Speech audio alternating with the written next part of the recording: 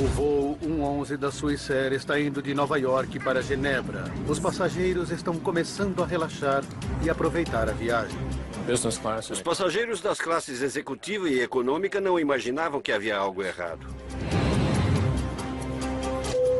Quando a iluminação é desligada, alguns passageiros ficam levemente preocupados. Não se preocupe, vamos aterrissar em poucos instantes. Mas na cabine de controle a história é diferente. Temos que pousar agora!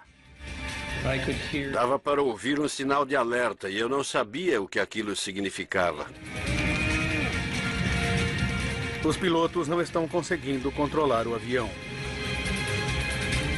Poucos a bordo percebem que lhes restam apenas minutos de vida. Desastres não acontecem simplesmente. Eles são provocados por uma cadeia de eventos decisivos. Vamos desvendar as decisões fatais daqueles últimos segundos, pouco antes do desastre. Segundos fatais. Tragédia no voo da Swissair. Goldensbridge, Nova York. 2 de setembro de 1998. 4h46 da tarde. Ray Romano, pai de 3 filhos, vai viajar a negócios para a Europa. Você já está pronta, querida? Tô quase. Já tá na hora? Está. Ele tinha acabado de se tornar sócio da firma onde trabalhou a vida toda. Ele era um homem bom em tudo. Até a semana que vem. Ligue, por favor. Claro.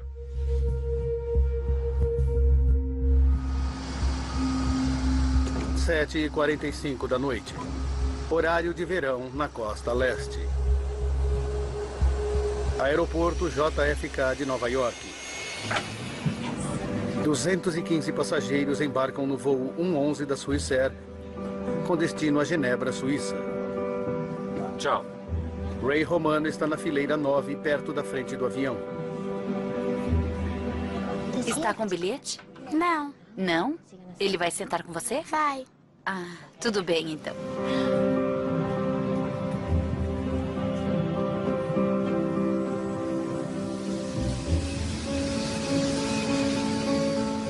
Oito horas e 18 minutos da noite.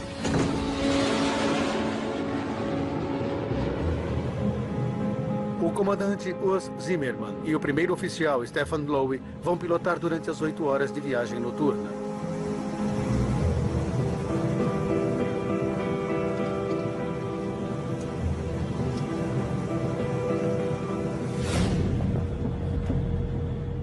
Nove horas e 10 minutos da noite. 52 minutos depois da decolagem, o voo 111 da Swissair está viajando a 10 mil metros sobre a costa da Nova Escócia, no Canadá. Está sentindo esse cheiro? Sim, eu estou sentindo um cheiro estranho aqui. Mas eu não sei de onde vem.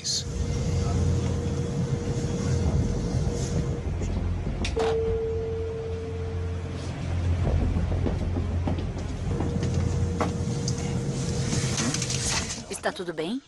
Você está sentindo um cheiro estranho aqui na cabine? Tem um cheiro estranho aqui, sim. Está sentindo?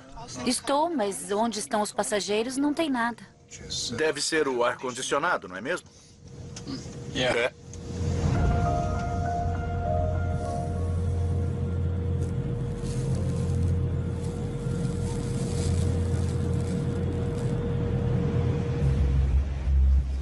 Você vai pintar o foguete de que cor, querida? Eu vou pintar de rosa e de roxo. Obrigado. Está perfeito. 9 horas e 13 minutos da noite.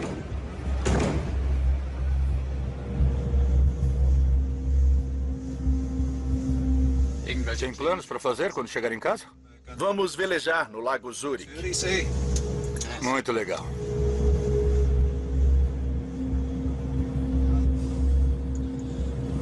Isso aqui não está nada bom. Dá uma olhada. Não está nada bom. O comandante Zimmermann decide pousar para fazer uma revisão no avião. Aqui é o voo 111 da Swissair. Nós temos fumaça na cabine de comando e estamos solicitando um retorno imediato a um local conveniente. Por favor, talvez Boston? Entendido, 11. O controle de tráfego aéreo lhe diz que o aeroporto de Halifax está bem mais perto do que Boston, apenas 122 quilômetros de distância. Você prefere ir para Halifax? Afirmativo para o voo Swissair 111. Preferimos Halifax a partir de nossa localização.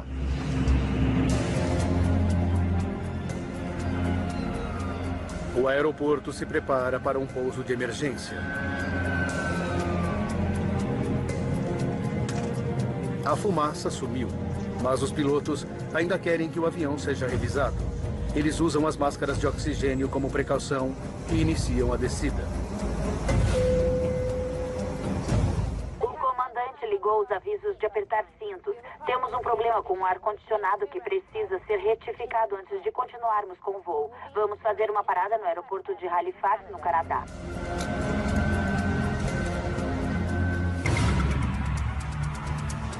Centro de controle de tráfego aéreo em Moncton, New Brunswick. Dei uma olhada rápida no radar para ver onde a aeronave estava e imaginei que estivesse a uns 20 minutos do aeroporto. É tarefa de Bill Pickrell guiar o avião em segurança até Halifax. Ia ser uma operação bastante simples. Eles estavam alinhados quase que perfeitamente para uma aproximação direta naquele momento. Swissair 111, boa noite. Posso guiá-los para a pista 06 em Halifax? Sim, o posicionamento para a A6 vai ser ótimo. Swissair 111. Ok. Entendido. Uma aproximação em curso contrário para a pista 06. 48 quilômetros de voo até a cabeceira. Precisamos mais do que 48 quilômetros. Swissair 111, entendido. Vire para a esquerda seguindo a 0130. O avião está muito alto para conseguir chegar a Halifax na primeira passagem. Como regra geral, naquela distância do aeroporto, o ideal seria que a aeronave estivesse a cerca de 3.000 metros. Neste caso, eles estavam a 6.000 ou mais. Os pilotos fazem a volta enquanto vão descendo mais. Swissair 111, preciso saber quantos passageiros estão a bordo e vocês têm que despejar o combustível excedente. Entendido. Temos que despejar combustível. Posso fazer isso nessa área durante a descida? Minha reação foi me virar para meu colega ao lado e dizer não. Ele precisa despejar combustível agora. E então imediatamente verificar onde seria seguro fazer aquilo e ao mesmo tempo mantê-los perto do aeroporto. Bill Pickrell sugere que eles despejem sobre o aeroporto ou façam uma volta mais longa e despejem sobre o oceano. Os pilotos preferem o oceano. Vai ser uns 16 quilômetros antes de você ficar perto da costa. Você ainda está a cerca de 40 quilômetros do aeroporto e tem que chegar aqui bem depressa. Tudo bem, está bom para nós. Por favor, me avise quando eu vou poder começar a despejar o combustível. 9h23 da noite. O comandante inicia os procedimentos para cuidar da fumaça sem origem conhecida. Interruptor da cabine selecionado. Ele corta a energia desnecessária na cabine.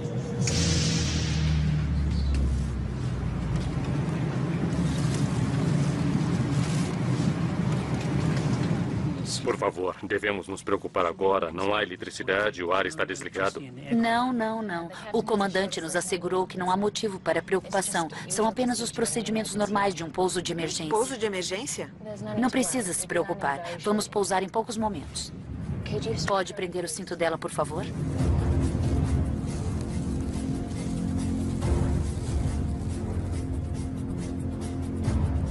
Nove horas e 24 minutos da noite.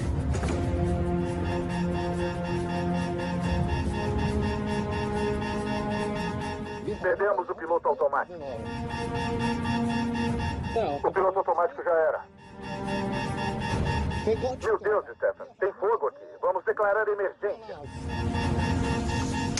Swissair 111, declarando emergência agora. Rápida. Entendido. Ai, meu Deus. Deus. A aeronave está a pelo menos 6 minutos do aeroporto. No fundo, eu escutava um som de alerta para os pilotos e eu não tinha ideia do que aquilo significava.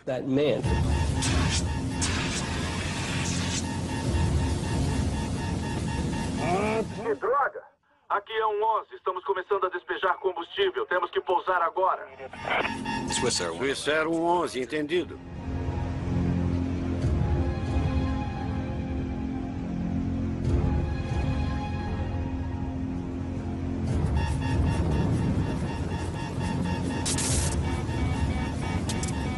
Perdemos os dispositivos primários de voo.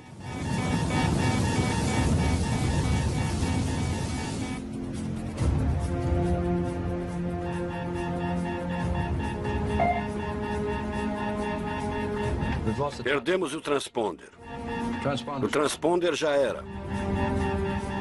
Responda, Swissair 11. Toda a comunicação com o avião se perde. Swissair 11, responda. Os controladores de tráfego aéreo só conseguem seguir sua rota pelo radar. Swissair 11, responda. Percebemos que a aeronave estava se afastando do aeroporto e estava seguindo para o oeste, descendo a costa. E então percebemos que algo tinha dado muito errado.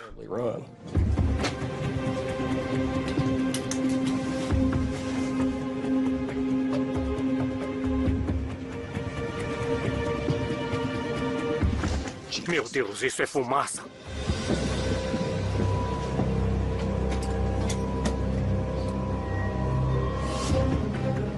Por favor, temos assentos lá atrás. Siga até ao fundo. Meus colegas vão ajudá-lo.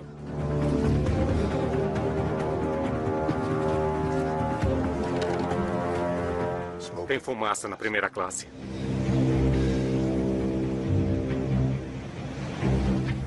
Durante 6 minutos, Bill Pickrell observa a rota estranha do avião. Dá uma sensação de desamparo ficar sentado ali sem ser capaz de fazer nada. 9h30 da noite.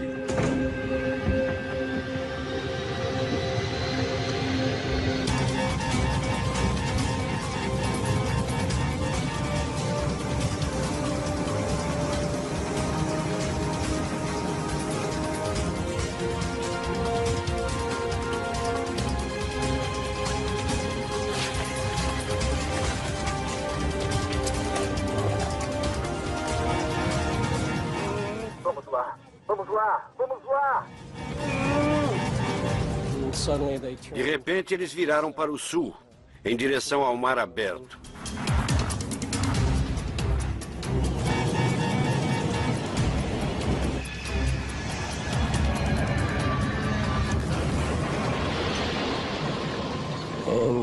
E a aeronave desapareceu.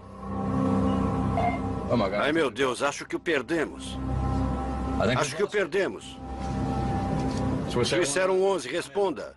Swissair 11. Meu Deus.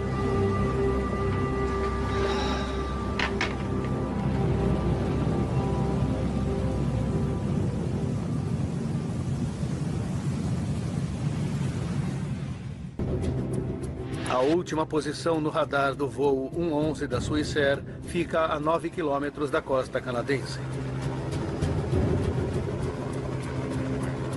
Quando a notícia se espalha, os pescadores correm para o mar para tentar resgatar sobreviventes.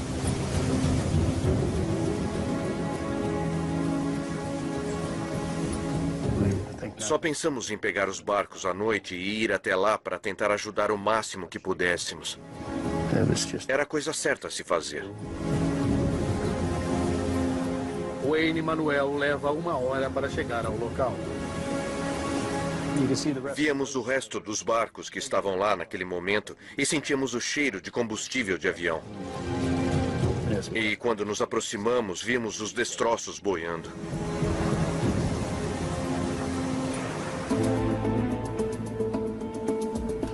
A 865 quilômetros dali, em Golden Bridge, Nova York, Lynn Romano está vendo o noticiário. O piloto conseguiu viu avisar pelo rádio que havia fumaça na cabine de comando antes que o avião sumisse do radar a 3.000 metros de altitude. Eu vi que tinha acontecido um acidente com um avião e aquilo me deu um arrepio. Eu fiz o sinal da cruz porque queria rezar por aquelas pessoas. Ninguém sabia se estavam vivas ou mortas. Era um voo que saiu de Nova York e estava a caminho de Genebra. Tom, nos conte o que você está ouvindo e vendo de onde você está.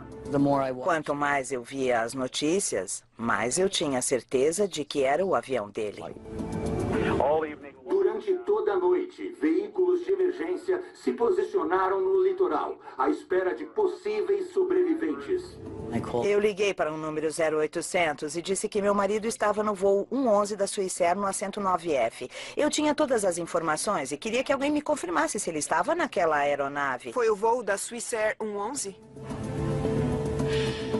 Eu sabia que era o avião em que ele estava.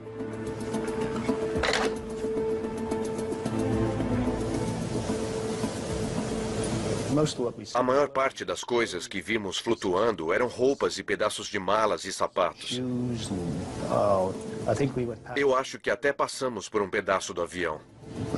Provavelmente meia dúzia de janelas da lateral do avião, e esse foi o maior pedaço que vimos. Wayne esperava encontrar sobreviventes. Torcemos bastante, mas depois que chegamos lá e vimos o que estava boiando, percebemos que não tinha sobrado nada e que não haveria nenhum sobrevivente.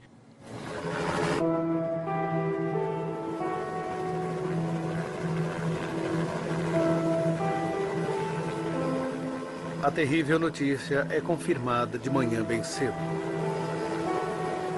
Todas as 229 pessoas a bordo do voo 111 da Swissair tinham morrido. Eles simplesmente me disseram que não havia sobreviventes. E eu não me lembro de quase nada depois daquilo. Parecia que minha alma estava sendo sugada para fora do corpo.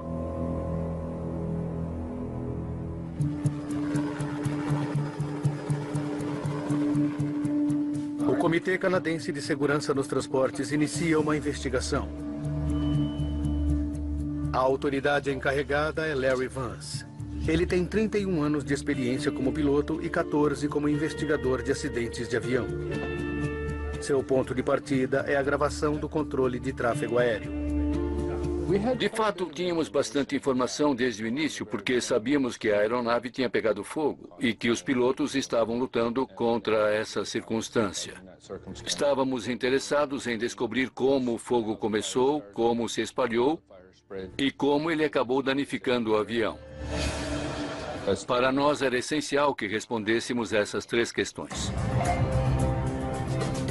Agora, ao nos aprofundar na investigação, podemos revelar o que fez com que um avião de passageiros moderno caísse no Oceano Atlântico, matando todas as pessoas a bordo.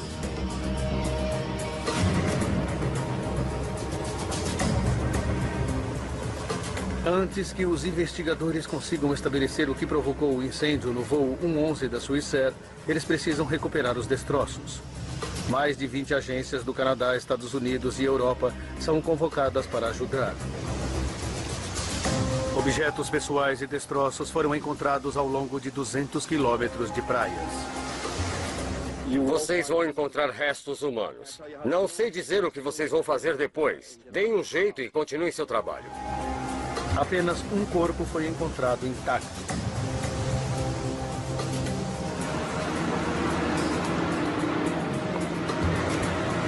Mergulhadores e veículos submarinos por controle remoto vasculham os destroços a 54 metros no fundo do mar.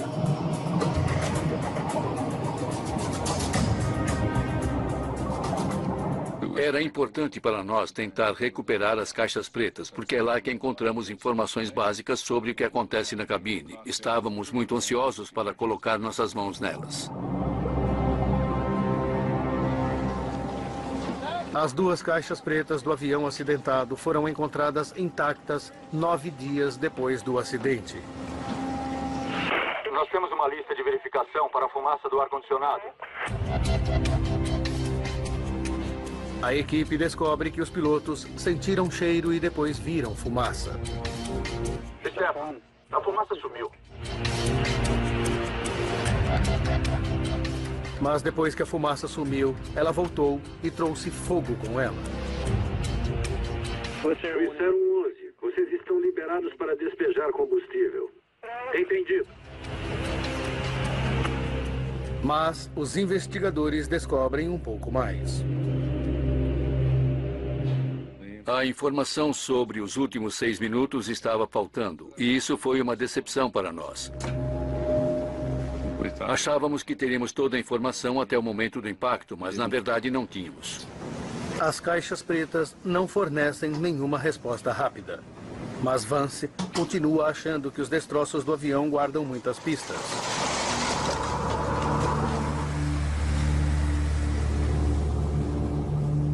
Eles levam meses para recuperar os destroços e os objetos pessoais.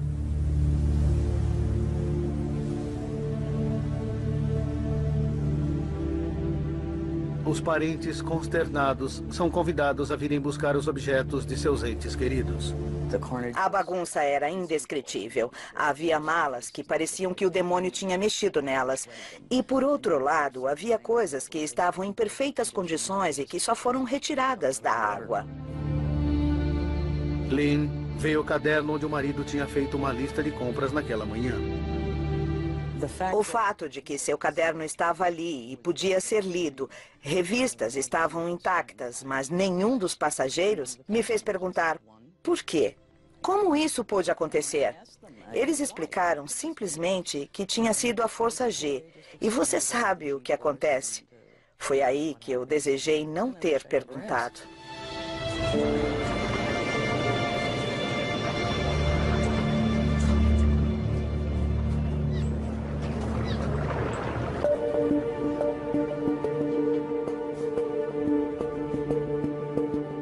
No final das contas, 98% do avião foi recuperado.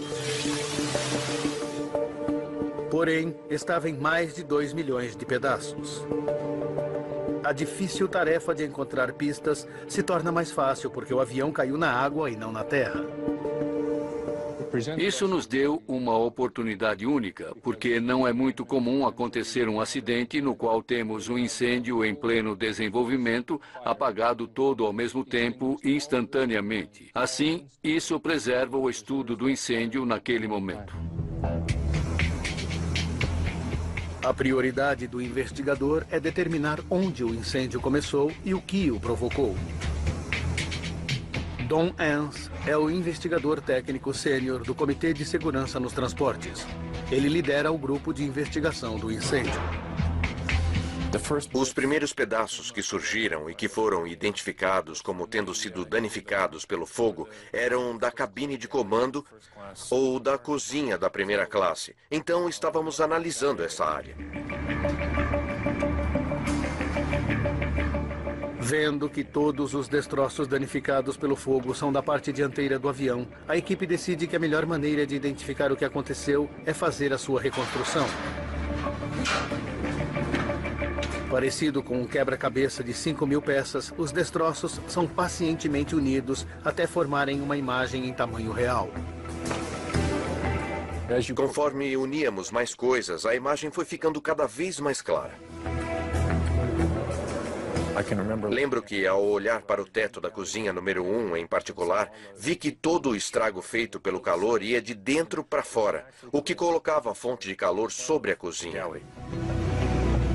A reconstrução mostra que o fogo estava queimando não dentro da cozinha, mas fora de vista, na parte de cima do avião. É ali que ficam os equipamentos eletrônicos, a fiação, os componentes do ar-condicionado e o isolamento. Não havia detectores de fumaça lá em cima e não há exigência que obrigue a tê-los. Os passageiros não tinham ideia do que estava acontecendo até que o fogo acabou passando pelo teto. E isso só aconteceu na cozinha da primeira classe e talvez no compartimento da primeira classe. No fundo do avião, classe executiva e econômica, ninguém teve a menor ideia de que algo inoportuno estava acontecendo. Uma parede de anteparo divide a parte de cima em 2 compartimentos com um pequeno túnel para a fiação passar. Sabendo quem sentiu o cheiro de fumaça e quando, a partir das gravações da caixa preta e analisando os danos na reconstrução... Está sentindo algum cheiro estranho, comissária? Onde estão os passageiros, não. A equipe de investigação descobre que o fogo começou na frente do anteparo, acima do teto da cabine de comando, onde os pilotos sentiram o cheiro quase que imediatamente. Se tivesse começado atrás do anteparo, teria provocado muito mais danos na parte traseira da fuselagem e as pessoas no fundo do avião teriam sentido o cheiro da fumaça antes das pessoas na cabine de comando. Agora, eles sabem onde o fogo começou e precisam descobrir como ele começou. Uma das coisas que procurávamos era se tinha havido algum tipo de atividade criminosa ou não. Uma inspeção mais cuidadosa em parte dos destroços sugere que houve. Bem no início da investigação, nós começamos a ver o que parecia chumbo de uma cápsula de arma de fogo, umas bolinhas. Elas estavam por toda parte, nos assentos, encostos, etc. Nós estávamos achando que alguém poderia ter feito disparos no avião. A questão era sobre se o fogo era parte de uma conspiração terrorista, se alguém teria embarcado no avião com uma arma de fogo. Até que eles descobriram o que havia no porão do avião.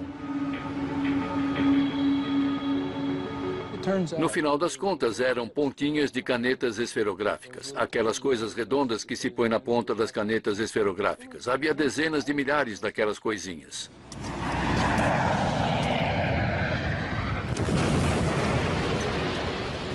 O avião bateu com tamanha força no mar que espalhou as esferas do compartimento de carga por toda a aeronave. Com a eliminação da criminalidade, Vance e sua equipe precisam levar em conta outras causas possíveis para o incêndio no voo 111 da Swissair. Sabíamos onde o fogo tinha começado e que estava localizado acima do teto da cabine de comando, e então começamos a procurar fontes de ignição lá em cima. E logo a mais óbvia que veio à cabeça foi a fiação. O avião abriga 250 quilômetros de fiação. 3.000 peças foram recolhidas do local do acidente. O investigador de acidentes de avião Jim Foote sabe que a tarefa de sua equipe é penosa. Primeiro, eles precisam identificar de onde cada fio era. Os fios B eram basicamente do fundo da cabine de comando, perto da primeira porta. Então, com certeza, esses fios eram interessantes. Queríamos todos os fios que começassem com a letra B. Nós vamos examinar cada centímetro desses fios. A equipe de Jim busca isolamento danificado ou faltando para ver se eles conseguem encontrar o fio que deu início ao incêndio. Qualquer fio que fique raspando em uma peça de metal pode desgastar o isolamento e se esse fio está energizado, então é possível que surjam curtos quando ele encosta nessa estrutura. Um curto é uma descarga elétrica que salta de um fio energizado exposto. Como um pequeno raio, ele cria um clarão de luz rápido e de calor muito intenso. Esse curto derrete o cobre das linhas que cobrem o fio, deixando uma bola de cobre indicadora. São essas bolas de cobre que a equipe está procurando. Eles encontram 20 segmentos de fio que entraram em curto. A maioria deles passava pelo teto da cabine de comando e qualquer um deles poderia ter provocado o incêndio. 8 dos segmentos de fio elétrico alimentavam o moderníssimo sistema de entretenimento pessoal do voo, que foi instalado na primeira classe e classe executiva no ano anterior ao desastre. Entretanto, apesar dos testes exaustivos, os investigadores não conseguem descobrir qual curto deu início ao incêndio. Nós ficamos desapontados com todo o esforço que investimos. Nada do material que tínhamos recuperado e ao qual tínhamos dedicado nosso trabalho nos levava a descobrir qual curto provocou o evento. A análise da fiação chega ao fim. Jim Foote está conformado de que não vai descobrir onde surgiu o curto inicial. Entretanto, conforme ele vai guardando as coisas, ele dá uma última olhada nos fios queimados do sistema de entretenimento. Ele não estava lidando com aquilo com o mesmo cuidado que tinha no passado. Então, ele abriu as pontas que estavam tortas. Eu comecei a desembaraçar os fios. E, de repente, descobri uma segunda marca de curto no mesmo lado de um dos que a gente já tinha notado. Larry. Veja isso. Eu conhecia aqueles fios muito bem e Jim também os conhecia bastante. Quando os olhei no microscópio e vi aquela bolinha, eu pensei, nossa, é isso. Descobrimos. Jim descobriu. Para confirmar que esse foi o curto que deu início ao incêndio, eles o colocaram em uma maquete do sistema de fiação do teto da cabine de comando. Tem muito fio que passa pelo teto naquela área e eles são presos por um suporte de metal. Achamos que este fio ficou raspando nesse suporte. Os aviões estão sujeitos a constantes vibrações quando viajam acima dos 900 km por hora. Os investigadores acreditam que a vibração provocou o contato. O isolamento dos fios ficou danificado, permitindo que um curto acontecesse quando raspou no suporte de metal. Finalmente tínhamos chegado a uma conclusão quase que imediatamente para dizer que tinha de ser aquilo. Porque sabíamos que o posicionamento daqueles fios em que ele tinha encontrado o curto era exatamente o mesmo onde o fogo havia começado. A equipe ficou preocupada que o sistema de entretenimento não tivesse sido instalado de maneira apropriada. Como precaução, a Swissair removeu esse sistema não essencial de toda a sua frota.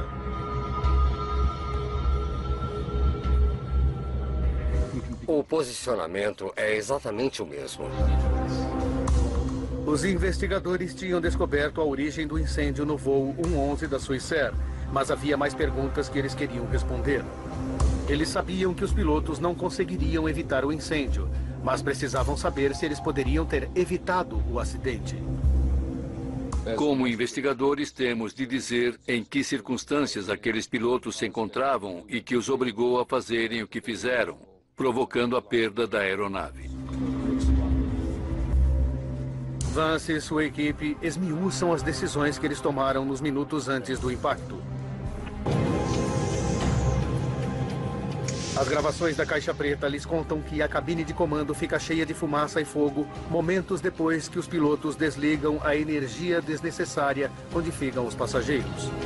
Uma das coisas que eles acabaram desligando foram os ventiladores de recirculação que ficam nos fundos, e isso mudou todo o fluxo de ar para o incêndio. Esses ventiladores puxaram as chamas através do anteparo para longe da cabine de comando. Depois de desligados, a chama mudou de direção. Ela simplesmente fez assim. Mudou imediatamente. O fogo que queimava sobre a cabine de comando desabilitou os sistemas essenciais da aeronave. Temos que pousar agora! Ele inutilizou quase todos os instrumentos que os pilotos usam para controlar a aeronave, pilotá-la e mantê-la no prumo. Subir e descer, todos esses instrumentos começaram a falhar praticamente ao mesmo tempo. O avião, com problemas, não tinha mais condições de voar. Não podemos culpar os pilotos por desligarem a energia desnecessária. Eles estavam seguindo os procedimentos da Swissair para cuidar de fumaça de origem desconhecida. Existe uma decisão que os pilotos tomaram minutos antes da queda que provocou vários eventos críticos. Ainda existem dúvidas sobre se os pilotos demoraram demais para tentar um pouso de emergência. Os investigadores dizem que eles mudaram a rota para ir a Halifax, mas depois mudaram de novo para despejar combustível no oceano. A opção dos pilotos em despejar o combustível aumentou os minutos de voo. Era um procedimento que eles poderiam ter ignorado. Os investigadores querem saber se este atraso custou a vida de 229 pessoas que estavam a bordo. Então, qual era a altitude inicial deles? 10.000 metros. Eles calculam que para uma aproximação direta a Halifax, os pilotos deveriam ter começado sua descida no momento em que solicitaram retorno imediato. Mas naquele momento eles não sabiam que o aeroporto de Halifax era uma opção. Além disso, um avião em pleno funcionamento precisaria de 13 minutos para fazer a descida. E o deles só tinha capacidade de voar durante 10. Quando eles decidiram despejar o combustível, não iam mais conseguir chegar a Halifax. Eles iam cair em algum lugar. A decisão deles em despejar ou não o combustível não iria fazer diferença alguma sobre o fato de que eles iriam viver ou morrer.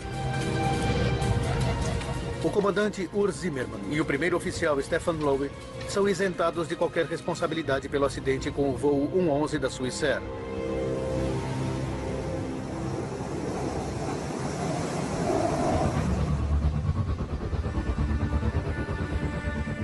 A equipe de investigação conseguiu reconstruir a parte dianteira do avião, determinando onde o incêndio começou e descobriu o curto que o provocou. Mas eles sabem que um pequeno curto não faz um avião cair. Para evitar incêndios futuros, a equipe precisava descobrir o que tinha queimado.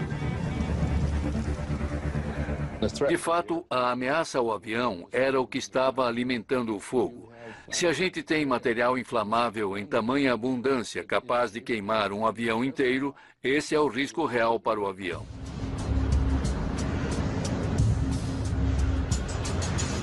Todos os materiais nos aviões americanos precisam ser submetidos a um teste de inflamabilidade feito pelas autoridades federais de aviação americanas antes de serem usados. Mas alguma coisa na parte de cima do Swissair 111 era claramente inflamável. Não consigo pensar em nada naquela área que pudesse promover um incêndio. Sua atenção é atraída para um material metálico brilhante que cobria o isolamento de fibra de vidro, o politereftalato de etileno, mais conhecido como mylar metalizado. Nós recuperamos parte do material da manta de isolamento, o mylar metalizado flutuando no mar. Havia pequenos pedaços dele, como imaginamos, e eles mostravam marcas de queimadura. Dava para ver que tinham pegado fogo. O mylar metalizado foi instalado em 699 aviões americanos registrados. Se foi ele que alimentou o fogo, todos eles estavam correndo risco.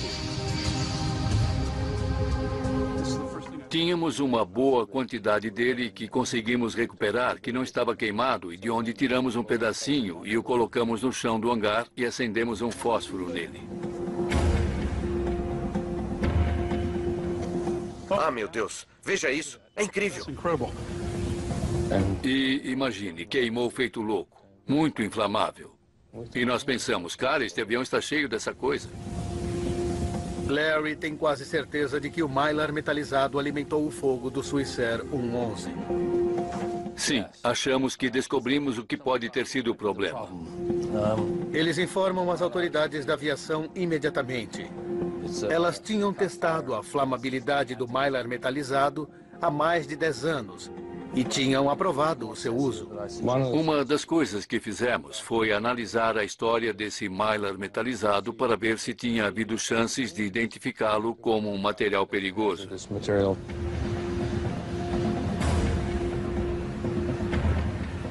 E, na verdade, nós descobrimos vários eventos durante os quais o mylar metalizado pegou fogo em aviões.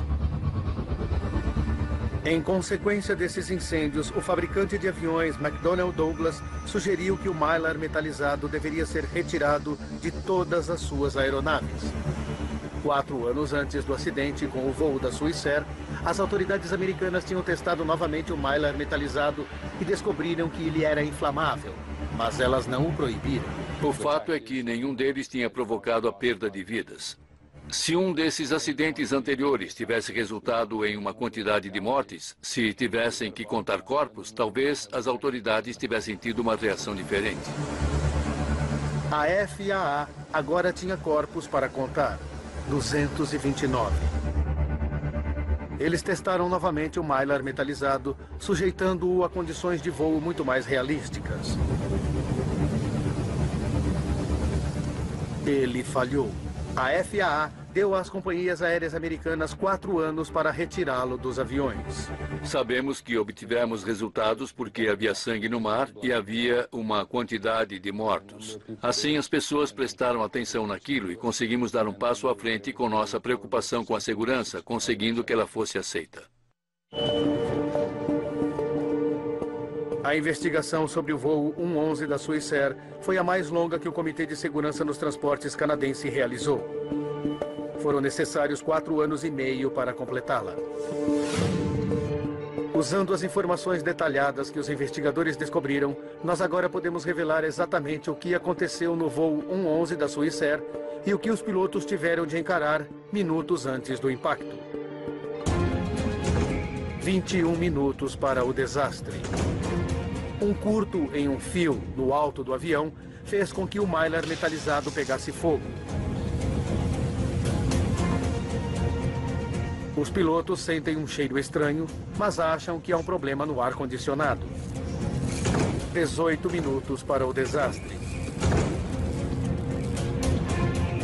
Eles veem a fumaça, decidem pousar e seguem em direção a Halifax. 16 minutos para o desastre. Os ventiladores do ar-condicionado puxam o fogo para os fundos do avião, o que faz com que a fumaça na cabine de comando desapareça. 11 minutos para o desastre. Enquanto fazem a volta para baixar a altitude, os pilotos decidem fazer uma volta mais longa para despejar combustível no mar, mas não sabem o que está acontecendo na parte de cima do avião.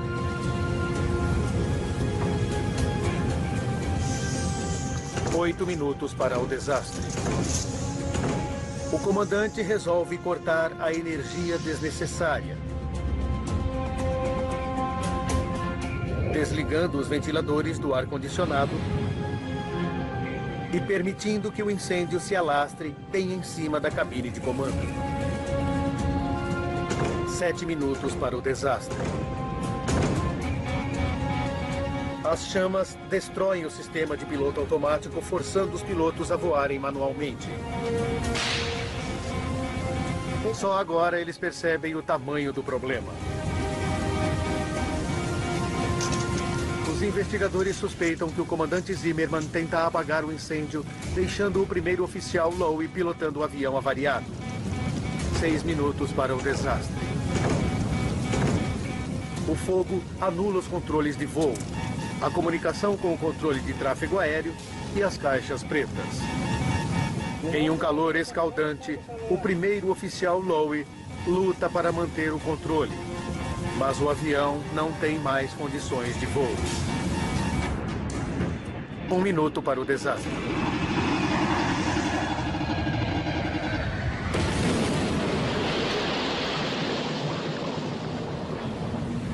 Todos os passageiros e a tripulação estão mortos.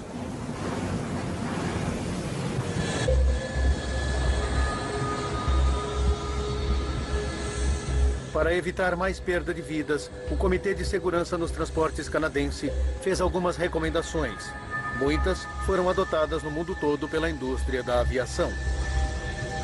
Eles sugeriram que os procedimentos para se lidar com fumaça de origem desconhecida fossem repensados. Nossa recomendação foi: se houver fumaça ou cheiro de fumaça em um avião, é preciso admitir que existe fogo fora de controle até que se prove o contrário. E acho que isso foi mais bem aceito pela comunidade aeronáutica do que antes do voo 111 da Swissair. O maior sucesso dos investigadores foi a proibição do Mylar metalizado inflamável. Como resultado da investigação do voo Swissair 111, sabemos que materiais que antes eram utilizados em aviões não são mais usados neles. Assim, muito trabalho de qualidade foi feito e muitas medidas de segurança foram tomadas. Enquanto o Mylar metalizado não é mais usado em países ocidentais, companhias aéreas de alguns países em desenvolvimento ainda não foram convencidas de que devem removê-los de suas aeronaves, ainda que coloque vidas em risco. As próximas medidas para tornar as viagens aéreas mais seguras podem só ser tomadas depois de outro trágico acidente. Será preciso acontecer um outro evento que chame novamente a atenção das pessoas. E aí poderemos dizer, nós avisamos, mas vocês não consertaram. Agora é melhor fazer alguma coisa antes que aconteça de novo. Não dá para fazer as pessoas aceitarem mudanças a não ser que elas sintam a obrigatoriedade. Versão Marshmallow São Paulo.